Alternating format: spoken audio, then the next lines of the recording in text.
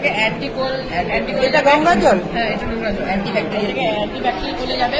এখান থেকে এখানে সেডিমেন্টেশন হবে। হ্যাঁ, এখান থেকে এখানে মানে গ্লাসের মধ্যে যেগুলো নোংরা জলের মধ্যে বড় বড় পার্টিকেল গুলো ওগুলো এখানে আটকে যাবে। আবার ছোট ছোট পার্টিকেল যেগুলো জলের মধ্যে থাকবে ওগুলো ধুলা বালি এখানে আটকে তারপরে এখানে থেকে ফিল্টার ওয়াটার দেবে।